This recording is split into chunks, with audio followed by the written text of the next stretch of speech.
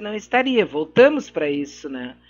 Daí um homem, Ciro o Grande, depois de conquistar a Babilônia, ele fez algo completamente revolucionário. Anunciou que todos os escravos eram livres.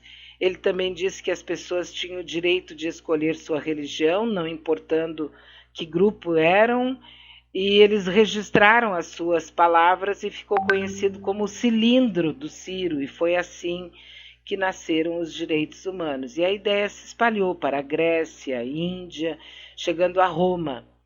E eles perceberam que as pessoas seguiam naturalmente certas leis, mesmo que não fosse dito, e chamaram de lei natural, mas que continuou a ser ignorado pelo poder.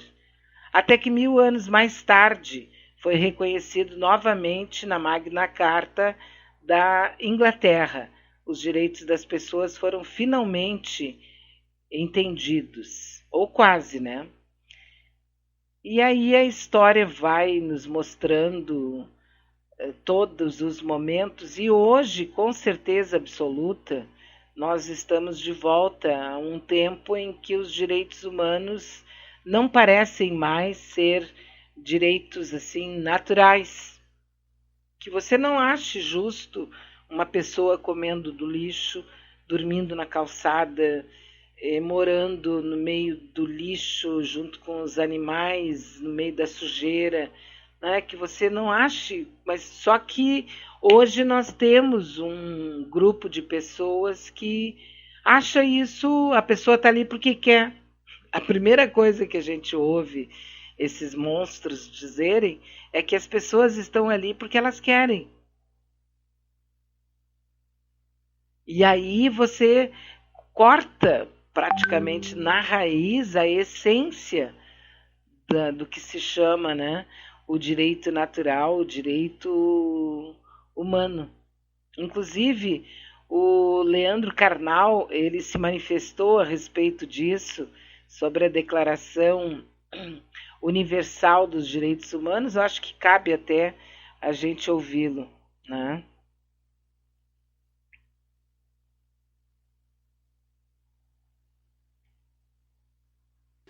Um mundo horrorizado de 50 anos de guerra vai criar em 48 essa Declaração Universal dos Direitos do Homem e do Cidadão. Muito importante, porque este texto foi assinado por todos os países da ONU, e para entrar na ONU, a condição é concordar com ele.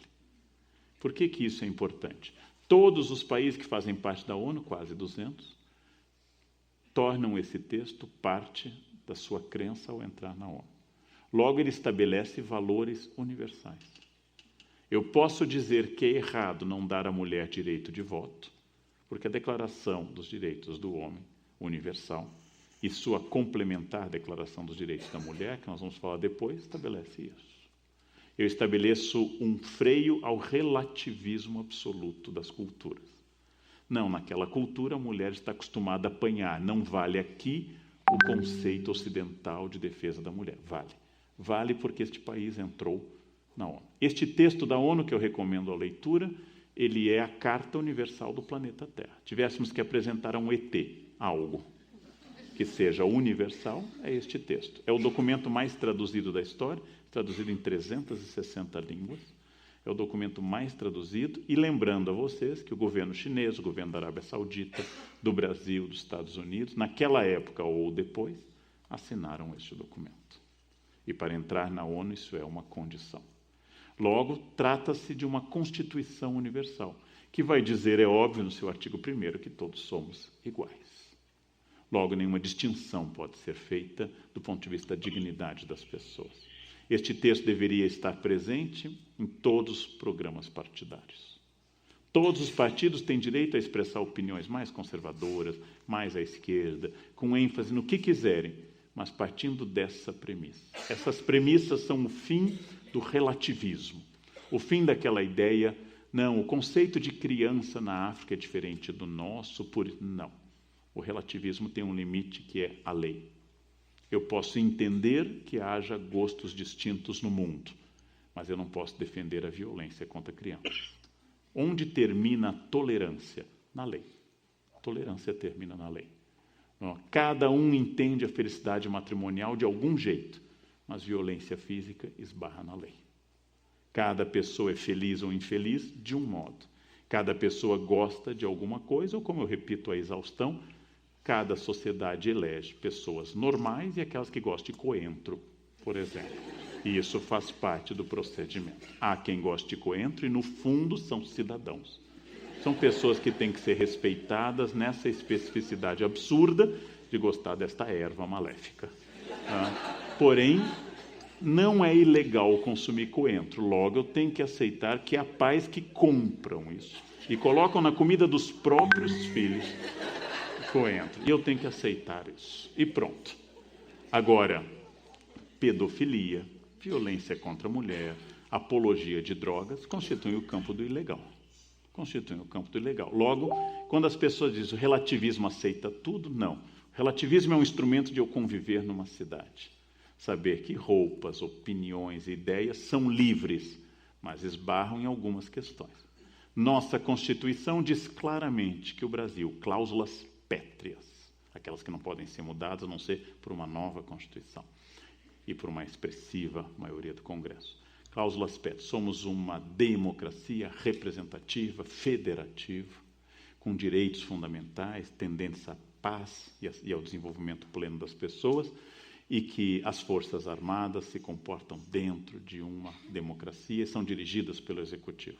Logo, quem defende intervenção militar constitucional cria uma coisa que não existe na Constituição e comete crime constitucional. É crime defender a intervenção das Forças Armadas. É crime contra a Constituição.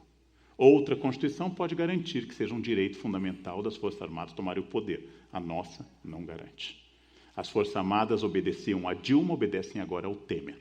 Quem obedecerá o mês que vem? Não tenho a menor ideia, mas a Constituição garante que seja o líder do Executivo. Alguém que não esteja em Curitiba, provavelmente será alguém que não vai estar em Curitiba. Alguém que estiver solto em Curitiba. Agora que temos escassez de tornozeleiras eletrônicas, teremos um breve problema. O Brasil é o único país que tem escassez de tornozeleira eletrônica, não? Então, o primeiro ponto é esse, o segundo ponto vai dizer da nossa igualdade diante da lei, isso é fundamental, já que toda concepção de lei da cidadania antiga e moderna era de desigualdade perante a lei. Então, igualdade perante a lei quer punindo, quer premiando, é igual para todos. E também, muito importante, todo ser humano tem direito à instrução. Adoro esse artigo. E ela deve ser gratuita nos níveis fundamentais. Países que não garantem ensino fundamental gratuito estão infringindo a regra que assinaram, no caso do Brasil, desde 48, já que o Brasil faz parte da ONU desde fevereiro de 45, da Conferência de São Francisco. Somos um dos primeiros países a fazer parte da ONU e somos o país que inaugura todos os anos a Assembleia da ONU. Ou seja, essas são regras fundamentais. Como vai ser a instrução? Com ensino religioso, sem ensino religioso, com computadores, com nanquim, com guache, as you wish, do jeito que vocês quiserem. O importante é que haja instrução. Então, nós temos uma liberdade imensa de colocar os filhos na escola que mais correspondam à nossa visão de mundo. Mas nós não podemos não colocar os filhos, é ilegal. É crime o pai que não matricula os filhos. É crime o trabalho infantil que afaste da escola. O que não quer dizer, gente, importante esse detalhe, que seja crime que a criança arrume sua própria cama ou ajude na louça. Trabalho infantil é um trabalho remunerado, fora de casa, que afasta da escola. Fazer sua própria cama é uma instrução de cidadania. Estabelecer limites é uma instrução de cidadania. Mostrar à criança que ela não é o centro do mundo, é apenas a minha ocupação afetiva e não o centro do universo, é fundamental. Então, essa declaração é importante e deu origem a todas essas outras, sobre mulheres, sobre os direitos das pessoas com algum tipo de incapacidade, sobre idosos, e sobre o planeta, sobre a ecologia, todas nasceram da Declaração de 48. E o Brasil assinou todas. Então, vamos acabar aqui com um problema de cidadania no mundo líquido, a questão da opinião. A questão da opinião é livre, desde que não infrinja a lei e a ética desses documentos. Eu acho que isso, você pode achar tudo, desde que não infrinja a lei. Ou seja, se você tiver uma opinião contrária a esta lei, converse com o delegado, converse com o judiciário. porque estes são os limites da cidadania. Eu posso ter a opinião que eu quiser sobre arte, eu posso ter a opinião que eu quiser sobre música, mas essa música não pode incitar preconceito, violência ou racismo. Estes são os limites, para não pensar que nós estamos num mundo de vale tudo. Mas eu não gosto disso. Há países que admitem que você compre uma ilha. Nesses países, no Brasil, não pode haver compra definitiva. Nesses países, você pode juntar dinheiro, comprar uma ilha e ir para lá. Isolar-se, criar a sua república e morrer isolado do mundo, dizendo que ali vale a sua lei, sem problema. Crie a sua própria república. No momento que você mora na cidade, você mora com outras liberdades de cidadania. E você mora com outros limites. Isso é fundamental para a gente pensar. É triste a gente precisar, de vez em quando, ouvir um professor falando as coisas elementares, né? Básicas. Quer dizer, além de falar sobre essa questão do elementar da lei, é a questão da aplicação. Infelizmente, existem pessoas que acham que aqueles ali, por essas e aquelas razões, têm menos direitos do que eles. Não, mas eu, né, tenho direitos. É horrível, né? Bom dia, Bea. Com relação à Declaração dos Direitos Humanos, sua aplicação é um pacto entre as nações. Uns são signatários, outros não. Porém, aqueles que fazem parte não cumprem, porque não existe coerção eficaz contra os violadores dos direitos humanos. Simplificando, alguns países, cumprindo ou não, dá no mesmo, infelizmente. É o Alexandre, do bairro Nonoai. Obrigada. Obrigada, Alexandre. Pois então, né? Mas está aí, está valendo e, obviamente, né, as pessoas que têm um mínimo de bom senso, um mínimo. Porque hoje a gente vê, né, pessoas, por exemplo, que são, entre aspas, cristãs, apoiando bandido bom e bandido morto, tortura nas cadeias, todo mais que a gente possa imaginar de barbárie, que as pessoas devem andar armadas, que as mulheres têm menos direitos, que os negros incomodam, que os homossexuais devem ser afastados, e depois essas pessoas más, porque elas são más, isso aqui, além de estarem incorrendo num crime constitucional, elas são más, essencialmente más.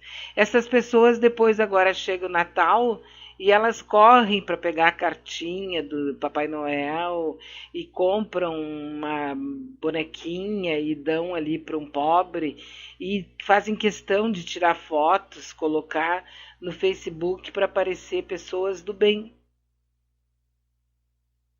Altamente, né, com uma capacidade incrível de serem malditas, que isso é uma maldição, né? E infelizmente isso acontece muitas vezes na nossa própria família. Particularmente eu defendo, se você encontrar pessoas do gênero, se afaste. Não há necessidade de você conviver com pessoas assim, entendeu? Nem um pouquinho. Nem um pouquinho. Nem um pouquinho. Como diz o outro, né? Nós temos liberdade para ir e liberdade para vir. E aí você faz exatamente a sua, né, a sua manifestação a respeito de tudo isso, lembrando que o seu juízo de valor não é absolutista, não é relativista, ele é apenas o seu juízo de valor. Você não é nem melhor nem pior do que ninguém, entendeu? Simplesmente isso. Nós somos todos iguais. Aquela pessoa bem rica dentro de um carrão e uma pessoa sentada no chão da calçada bem miserável, ambas são iguais. Absolutamente iguais. Há uma ilusão de uma ou de outra e que